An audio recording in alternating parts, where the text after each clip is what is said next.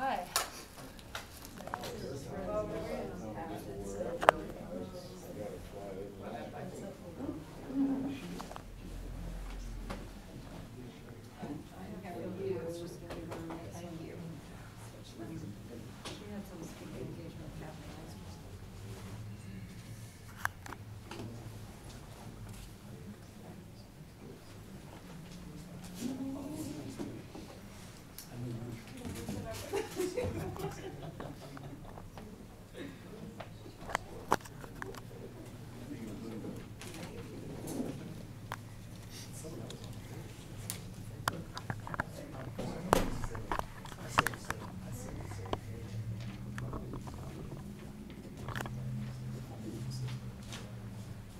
Okay, let's begin.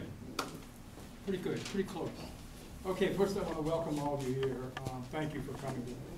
I took a walk this morning early with friends, and we were talking about sequestration. And we both came to the agreement that nobody knows what it means. I mean, it's a word. It's not a word we use. We were led to a fiscal cliff, which we didn't know what it was. Now we've been led to this strange word that I just, quite frankly, in all ignorance, tell you, I've never used the word. In fact, this is the first time I've seen it. So I went to the dictionary. I thought maybe this was the Bible and I was going to preach a sermon, but I'm not going to do that. But I just went and I looked it up, and it just says the action of taking legal possession of assets until a debt has been paid or the claims have been met. A debt has been paid. Well, I don't think anybody in this room, I certainly don't think that we don't have to meet our debts. We are not in deep debt. We are, obviously, this country. But wait a minute. What sacrifice? By the way, who is paying the debt? Are the men and women who come to the table who have come back from Iraq or Afghanistan and who find themselves perhaps not in this is not a very modern vehicle for a carrier over there, but a vehicle like this? Are the men and women who are on board ships, when they come back here, where do they go for a job? How do they pay for the home that they're in debt to the bank? What happens when they don't have work? What line do they fall in? Not falling into a company or a battalion, reinforced battalion. No, they'll fall in a line called an unemployment line. I don't know if you've seen the latest Time magazine or not. It's really quite interesting. It's a fascinating business because Time undertook the job of trying to figure out what's wrong with the healthcare system. Everybody's got an idea about that. And they did something very strange. It's a marvelous, by the way, get a copy of it this week's Time. It says bitter pill in the front. Anyway, they said, let's follow the money. Let's follow the money. And we'll find out what's wrong with the system. All right, we're here today. I'm going to introduce some people here that are going to say it better than I can say it. And that is, we're following the money. Or we're following where the money's not going to come. The money's going to come or it isn't going to come back here on the ground. You can say the old saying, you know what it is, where the rubber meets the road. Well, where do the dollars meet the street? Where do the dollars meet the street? And what happens when they don't? What happens when the decisions are being made in Washington? And by the way, we are not here today to castigate or blame or point fingers at either Democrats or Republicans. No, that's not what this is about. What this is about is a system we all know going on right now in which everybody's pointing a finger and everybody's trying to say someone else is to blame. We don't care. What we care about is that the dollars, the rubber that meets the road, the dollars, follow it, will come back here to this community and communities all over the state that need this money to take care of people who are in trouble. The president talks a lot about middle class issues, and boy, we have to be interested in that for sure. But we can be sure, can't we? We can be sure that if the money doesn't come back on the streets of our country, here in Kanawha County, if it doesn't come back here, we can be pretty sure that there's going to be more and more people move from that middle class. And not up, but down. Now, the people you're going to hear from here today are folks who deal with people who have gone down and continue to go down because the dollars don't hit the street. Now let me be clear to you, this was the media a moment ago.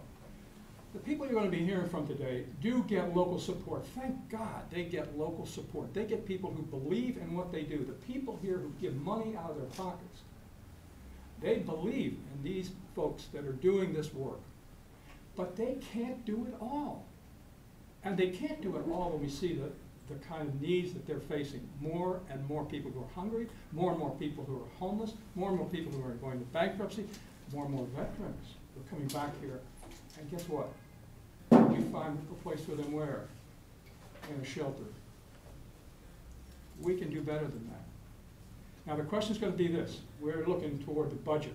I don't know where we're going tomorrow. I'm looking for some of our friends here to tell us what's going to happen. Are we going to go into this sequestration? Is that where we're headed? If so, when are we going to get this budget so we can argue about the issues and where the cuts really need to be made? Because I'm convinced that many of the cuts that need to be made across the board, many of them have to do with particularly the military. And I'm not talking about jeopardizing our homeland security or in any way jeopardizing our troops in any way, except to say that we just cannot keep spending money like this without seeing it come home, particularly when we see that it's not coming home to take care of those veterans that are coming back from those wars to which we send them. And God, Senator Rockefeller, for how long Senator Rockefeller been working for veterans? I mean, for a long time. By golly, we care about those veterans. But the money has to hit the street where they hit the street, back here at home. So that's the story. Now, you're going to hear from some folks that are going to tell you what they see. I met with the mayor and also with folks who do the community block grants here. We get money from the feds. It comes to us to do work. But you know what? Since 2003, it has plummeted. It has gone down and down and down. The money they ask for, I suspect this year, maybe we'll ask for something like total for the agencies that are doing this important work, something in the neighborhood of $5 to $6 million. We will be lucky to get $1 million. Now that means from Washington to Pittsburgh, where decisions are made, particularly about block grant money, down here to the city council, it's going to hit the street here. Where's the money going to be parceled out? Are we going to destine these folks that do this good work to quarrel among themselves for crumbs that fall from the table? For peanuts? Is that what we're going to do? The people have to speak up. And that's why we're here today, to make sequestration, what time you were saying it, sequestration hit home, for people to understand that we are shooting ourselves in the foot if we make cuts in the budget like this, that we will affect here at home. So that's enough from my way of it. I've gone over my 5 minutes, Margaret. You can't ring my bell. The people I love so over the years here in this valley, oh my God, are the people like you guys who do this work. You see it every day. You see it every day. So let's start with that. Allen, oh my, Allen, come talk a bit about Covenant House and what you're seeing out there.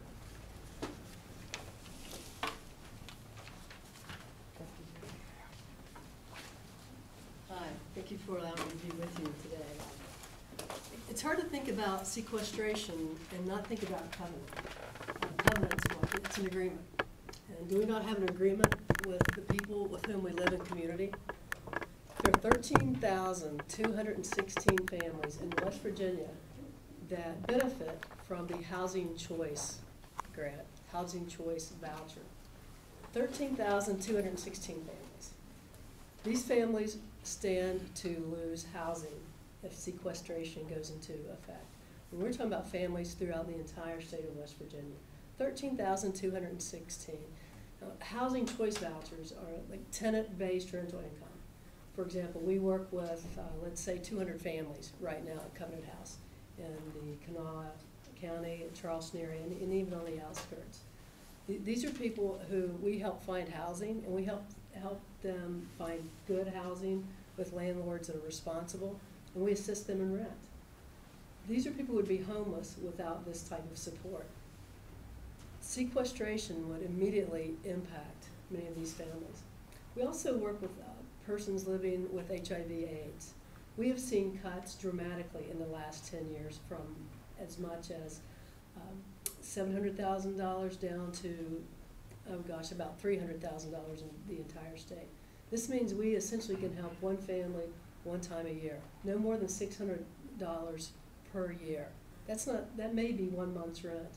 On top of the needs for housing, they have the added need of health care. It's critical to achieving good outcomes with someone living with HIV/AIDS to have consistent medical treatment, the application of meds, consistent doctor's appointments. Without funds coming through the HOPWA program, again, the housing opportunities for people living with AIDS, without this funding, they become very, very vulnerable to homelessness. So health care, in essence here, is a home. Home is health care. So these cuts would be devastating to our community. We're seeing more vets. Veterans are one of the highest rising sections of new homeless. And this is how we reward people fighting for our country. We need to keep public housing intact.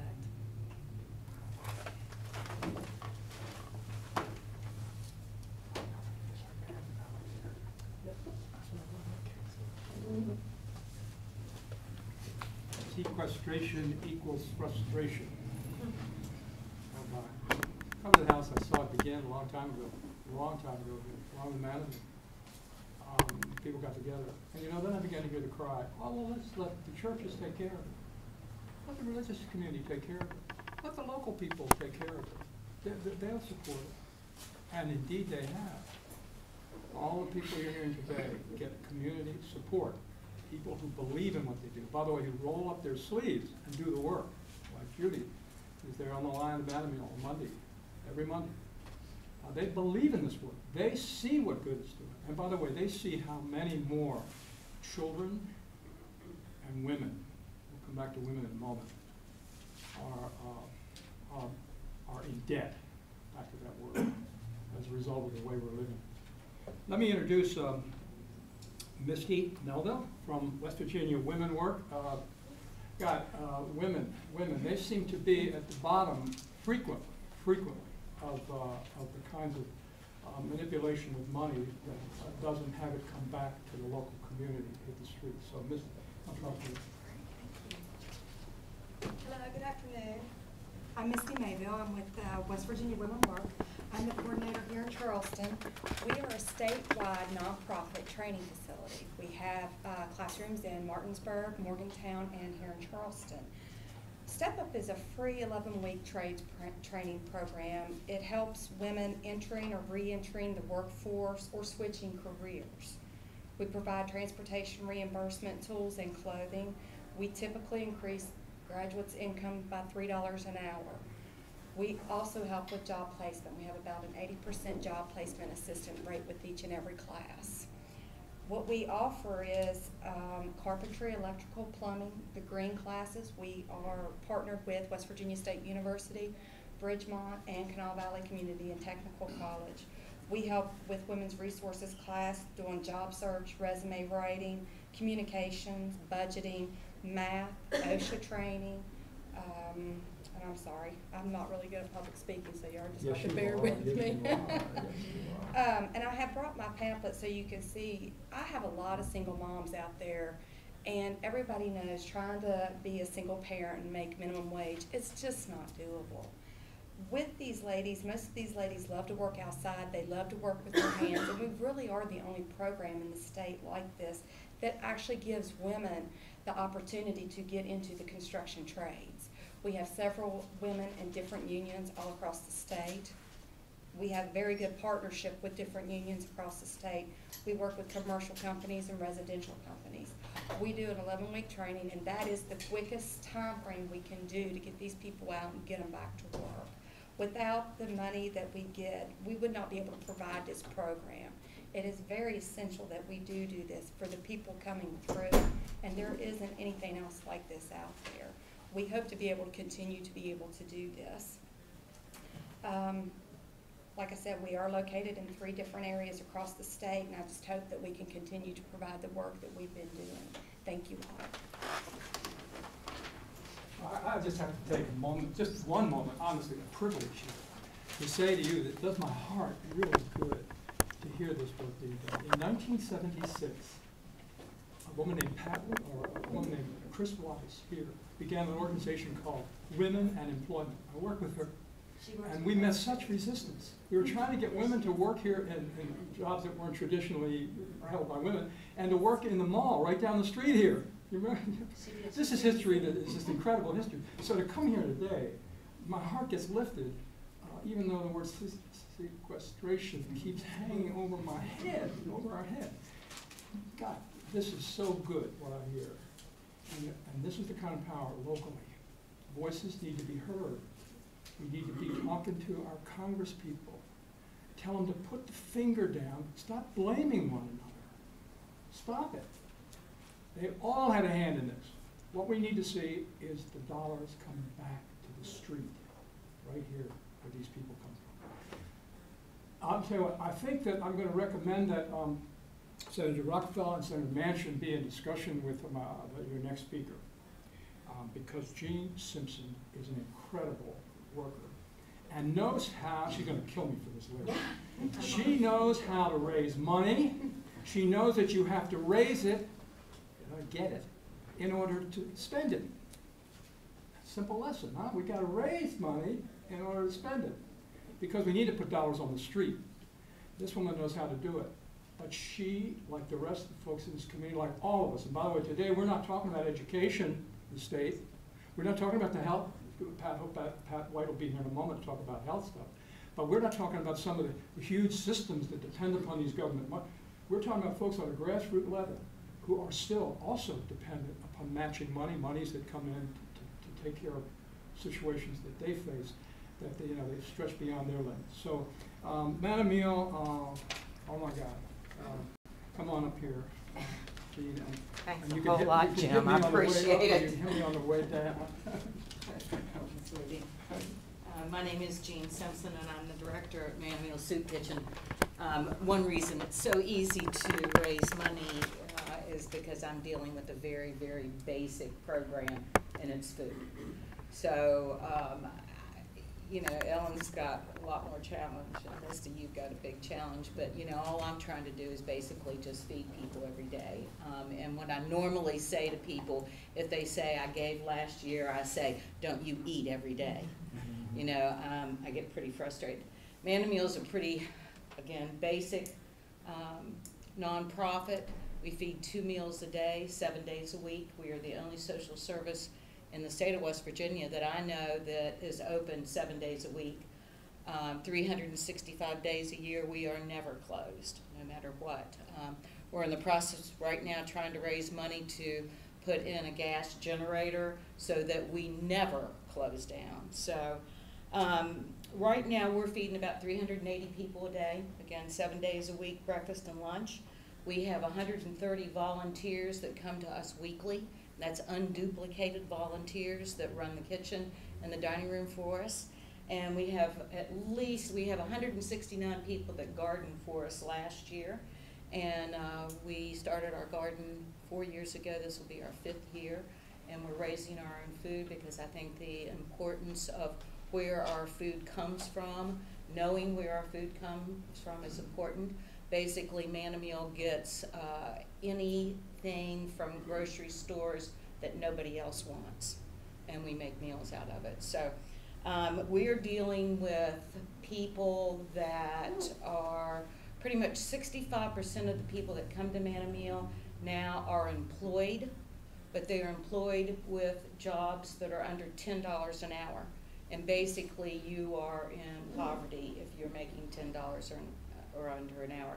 If you struggle to own a home or pay rent or pay any type of health insurance or have a car or put gas in your car, or transportation in Charleston is a huge difficulty. We are feeding a lot of folks that were put on the street 10, 20 years ago, 30 years ago. Mental illness, a lot of schizophrenics on the streets, a lot of drug addiction, alcohol problems. We're feeding a lot of families, and we are now seeing our rise in seniors go up. Man Meal is located in a food desert. Our grocery store system runs from the farmer's market all the way to Bell with no grocery stores. And again, transportation is a huge problem.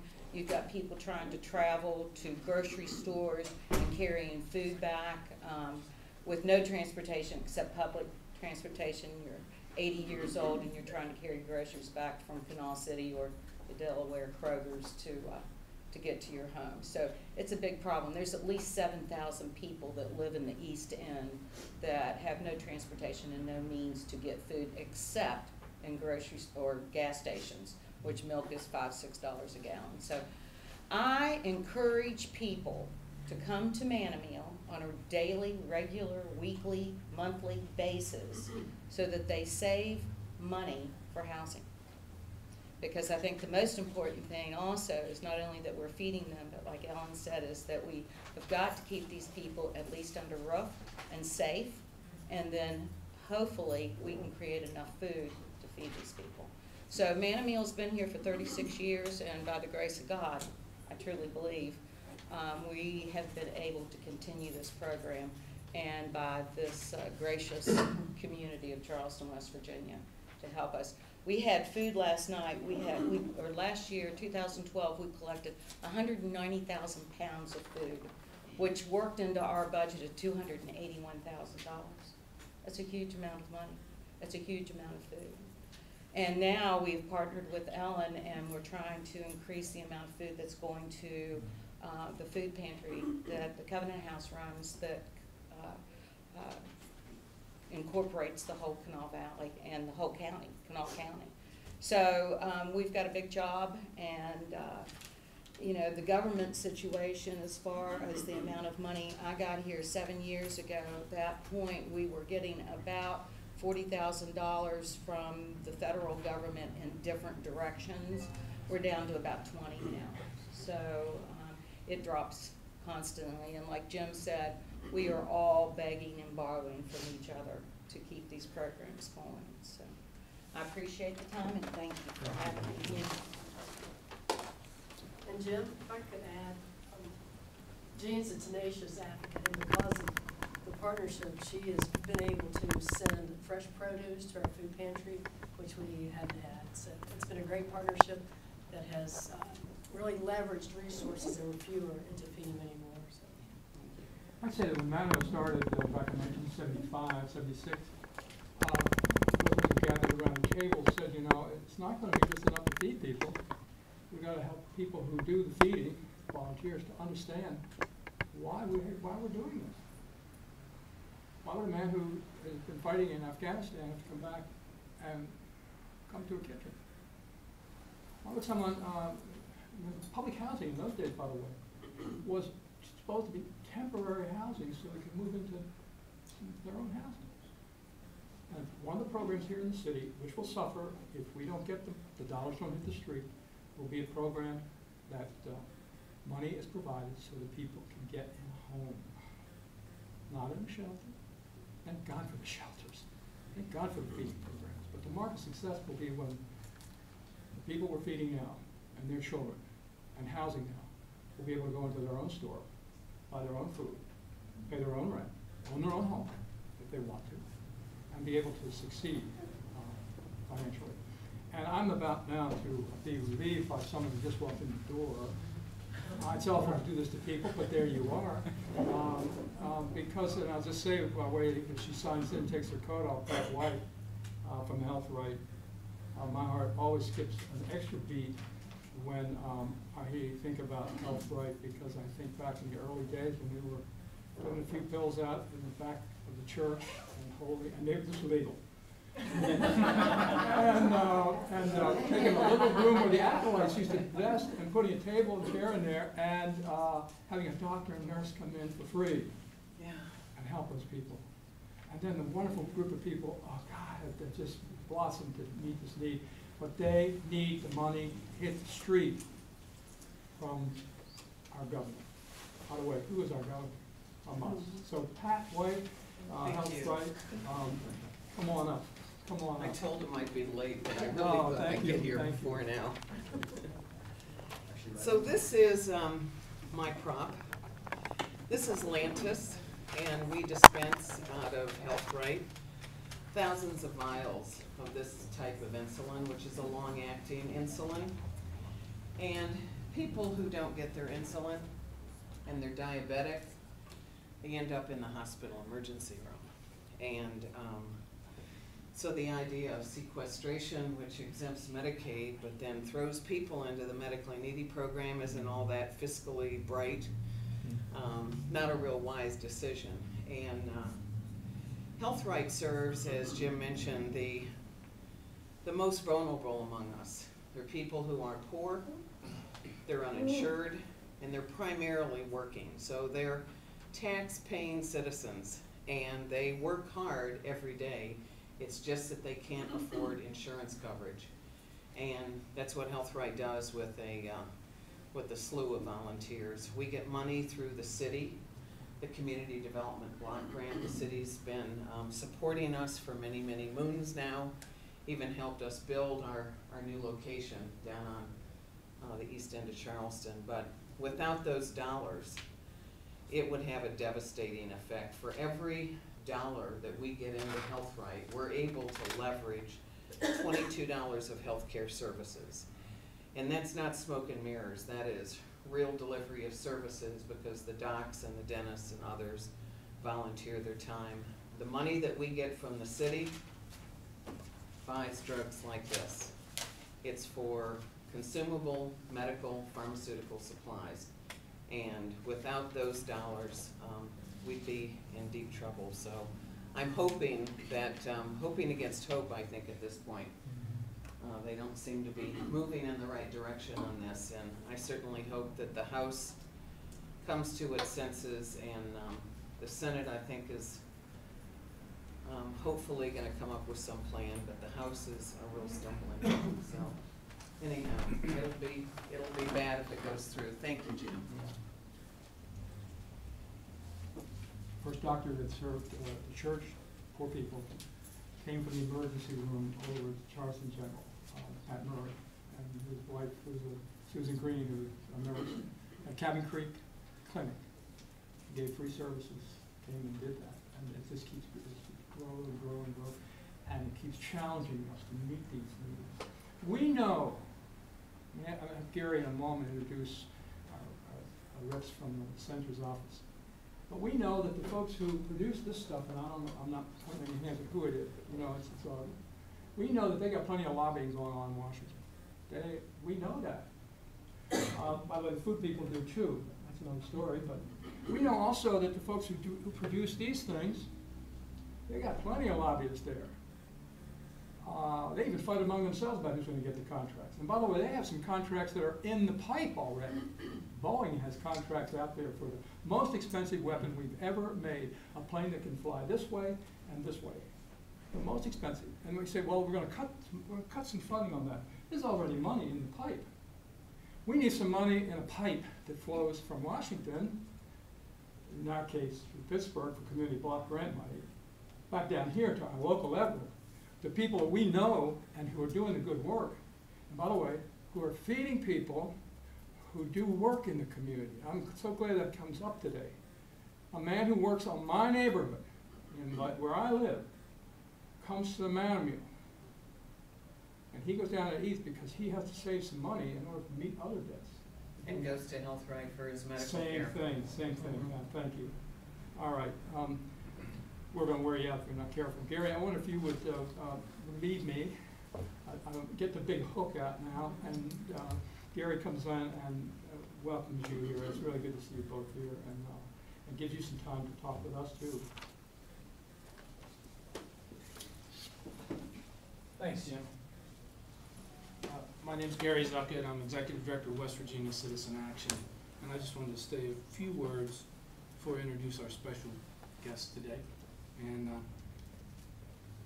you know, part of what we try to set up here, as you know, with the pie chart and with the table setting, is that budgets are all about basically how we choose as a society to direct our energy. It's a moral document that really tells us where our values are. And when we have a proposed 2013 budget that puts 57% of our discretionary spending into the Pentagon. What does that say about this country? We, you know, do we want to be the policeman for the whole world, or do we want to keep the policeman on the streets? Do we want to keep the money flowing into the main streets here in Charleston and across the country? We have historic levels of spending at the Pentagon. It used to be, would you hold up that pie chart over there, Jim? Right there. I mean, during the throes of the wars in Afghanistan and Iraq, this was about half and half, and we were asking for cuts that might go there. Things are going in the wrong direction, folks. We're over half now, and we really need to look at ways that will both ensure our security, reinvent the our defense budget, and just really draw down the way that had been done historically during after the Korean War. We had a 43% drawdown. After the Vietnam War, we had a 33% drawdown, and after the Cold War, we reduced our military spending by 36%. Okay, the wars in Afghanistan and Iraq are over. It's time to draw down. And with that being said, I would just like to see if Mike Browning's representing Senator Manchin's office would have any words of wisdom for us. I hate to put you on the spot, Mike. No, that's no problem at all. I'll speak. And you know, the senator has been calling for a pullout of Afghanistan for a long time to redirect that money back here to the United States. He's asked for that for a while. And, you know, he's not supporting mindless sequester cuts.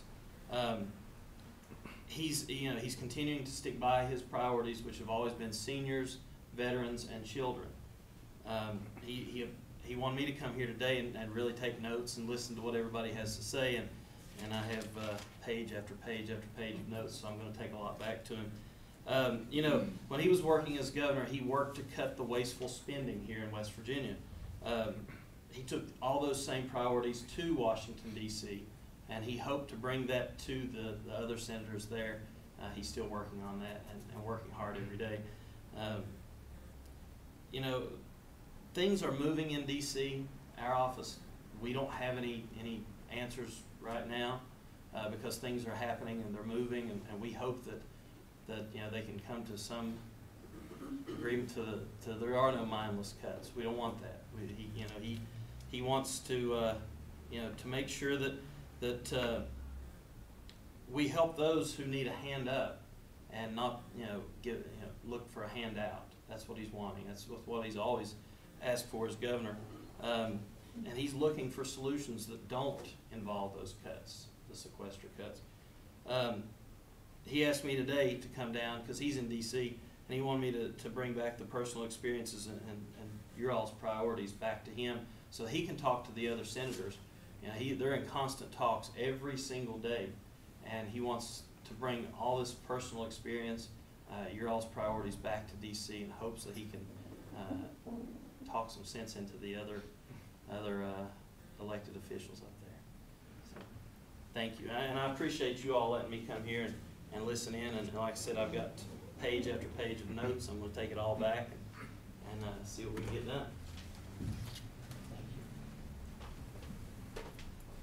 Thank you, Mike. I do appreciate Senator Manchin's position on the drawdown in the military because he came out strong on that. And I really think that's one of the big pieces of the puzzle we need. Next, I'd like to invite Ashley Orr, representing Senator Rockefeller, to come up. Ashley. I hadn't planned to speak today to listen, but I was sitting there listening to all of you who the senator knows well and knows all the good works that you do all around the state. And so I just wanted to share a few thoughts on how I know he feels about the sequestration. He's definitely against across-the-board spending cuts that are scheduled to take place this year. He knows the impact that these cuts will have on programs and people around the state. I think he knows it will be severe, and he's pushing for a vote on a bill to stop these.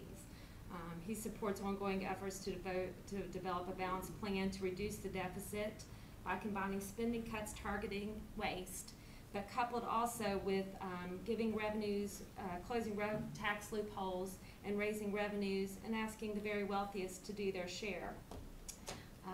You know, on my drive into work this morning, I heard that there weren't talks going on, but then later today I heard that the president was going to maybe engage in talks. So I know that the senator is very hopeful that people will sit down and talk, and both sides can come together. So I'm taking my notes back as well, and I think you know how our office stands on things. So any additional thoughts, happy to hear them. Thank you. Okay, we're going to bring this to a big close. I have to say, this dictionary I brought is full of words. Think of it. Words I don't even know. And so I guess I'm wondering, we went from fiscal cliff to sequestration. What's the next one? Is it going to be a gimmick, a game? Or is it going to be budget?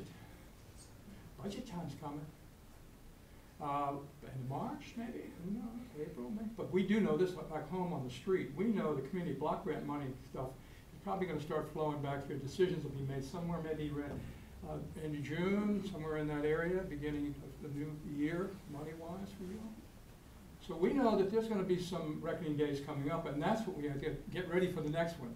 Not sequestration, not fiscal cliffs, but decisions about the budget that are going to make a more balanced budget. How about that one?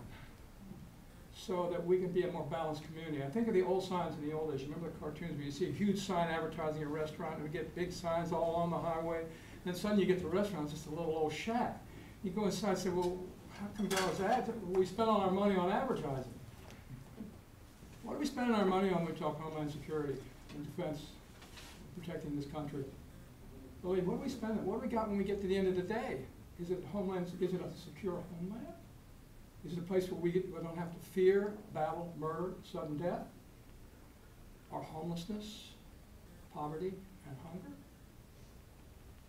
We need to protect this country. Or we need to protect a country that's worth protecting. And these bucks have got to hit the street. I'm preaching to the choir, but it's okay. Thank you for coming out today. Those of you who came to give testimony to City Hall, thank you to Danny Jones and the folks down here. They really did work with us. I discovered there are, this Republican mayor, he really, he stood up, when we had some demonstrations here in the city, he stood up against the Secret Service people to say the president was just going to have to ride by those people that are yelling. That's just all there was to it.